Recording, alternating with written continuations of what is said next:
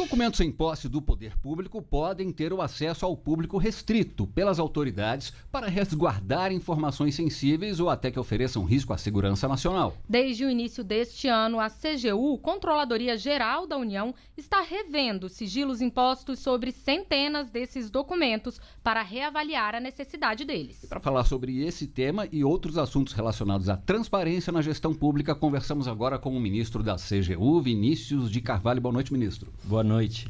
Ministro, a CGU apresentou na semana passada o resultado do trabalho de revisão dos sigilos impostos a informações públicas. Foi feita uma análise e estão sendo revistos 234 casos. O que a CGU encontrou nesses documentos que foge à regra para o sigilo? O que nós encontramos nesse documento foi um excesso de justificativas relacionadas ao acesso à informação, né? Um excesso de justificativas para restringir o acesso à informação, na verdade. E essas justificativas se relacionavam a argumentos sobre dados pessoais, a argumentos sobre segurança nacional, sobre operações de inteligência e sobre a segurança do presidente e seus familiares. É evidente que são justificativas, como você acabou de mencionar, que podem muitas vezes gerar restrição de acesso por motivos óbvios, mas que nós notamos um certo extrapolamento ou um uso indevido dessas justificativas para restringir o acesso. Ministro, a gente tem falado muito nos últimos tempos sobre esses sigilos em documentos públicos. Então, vamos explicar para os nossos ouvintes quais são as informações que podem ser colocadas sob sigilos e quais são os prazos. Certo. Os documentos, eles podem ser colocados em sigilos e, sendo assim, classificados por 5, 15 ou 25 anos. Né? Acesso é um acesso reservado, um documento pode ser secreto ou ultra secreto. Normalmente isso acontece com documentos com essas características, né? Questões muito sensíveis para a segurança nacional, para a segurança do presidente e seus familiares, ou tratativas internacionais, relações diplomáticas.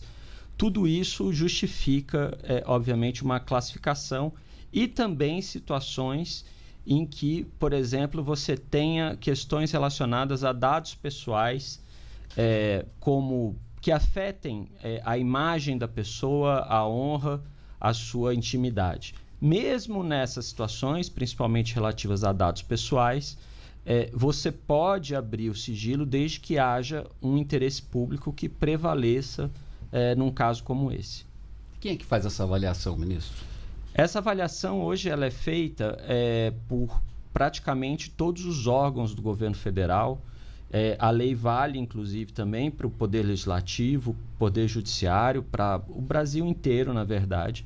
E essa primeira análise é feita por cada uma dessas unidades. Então, só no governo federal, por exemplo, nós teremos 302 unidades que podem fazer análise do sigilo num primeiro momento. Se há uma restrição de acesso determinada por uma dessas unidades, você pode fazer um recurso ao próprio Ministério, ao gabinete do ministro, e ainda assim, se também houver uma restrição de acesso, pode ser feito um recurso a nós da Controladoria Geral da União. Pois é, ministro, vamos falar um pouco sobre esse outro lado da mesma moeda, que é a Lei de Acesso à Informação, que é justamente esse direito a ter acesso a esses documentos, enfim, essas informações públicas. A Controladoria Geral da União pretende propor alguma mudança na Lei de Acesso à Informação, alguma melhoria nela?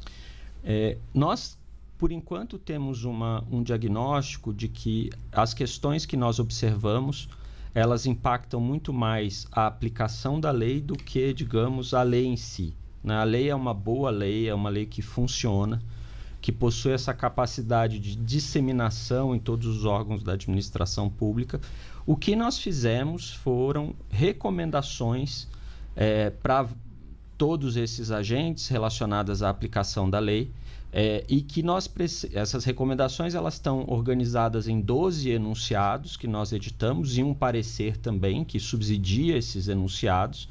E, além disso, nós nos programamos para fazermos treinamentos, oficinas em toda a esplanada para restabelecer essa ideia que, na verdade, deriva da nossa própria Constituição de que a transparência é um valor, a publicidade é um valor e o sigilo é uma exceção. E é importante que os próprios agentes públicos, né, os funcionários públicos principalmente, tenham bem essa noção, né? Não, sem dúvida alguma, né?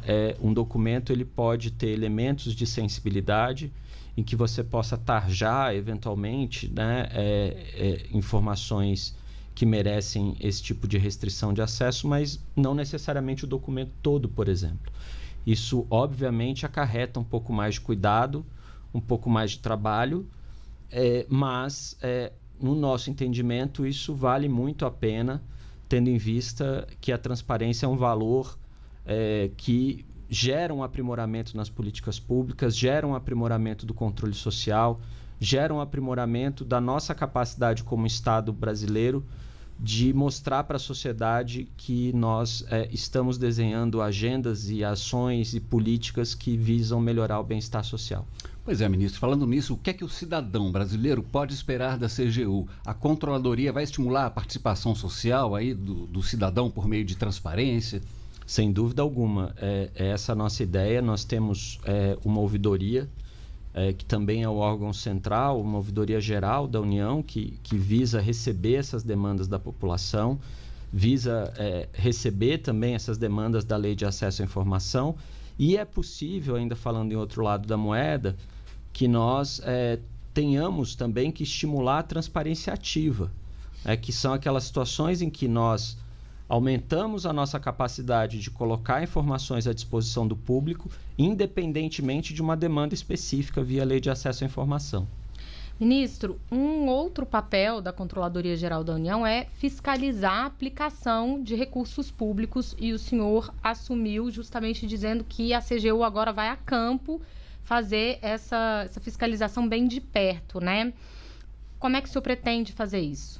A nossa ideia, basicamente, é que a CGU possa atuar a partir da sua capacidade e competência para fazer auditorias e relatórios de avaliação de políticas públicas, identificando eventuais falhas e necessidades de aprimoramento, olhando a política pública na sua aplicação até a ponta, né? Aquilo que a gente costuma chamar, enfim, eventualmente dos municípios, e mesmo nos estados, ou às vezes em alguns lugares mais afastados no país. A ideia é que a gente possa sair um pouco do papel e ir visitar, de fato, essas regiões e ver como as políticas públicas estão sendo aplicadas. Ministro, que outras ações a CGU pretende adotar para o combate à corrupção no setor público? As medidas atuais, elas são efetivas ou precisa de alguma melhoria, uma mudança na lei?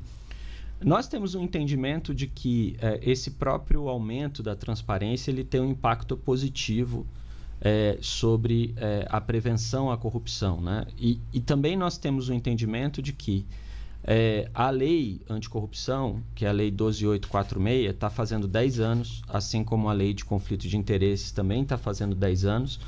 E essas datas meio simbólicas, né, elas são momentos importantes para fazermos esse tipo de balanço e buscarmos aprimoramento, né? O que, em matéria de corrupção, nós estamos olhando hoje na CGU são as possibilidades de melhoria interna na nossa capacidade de investigação. A CGU tem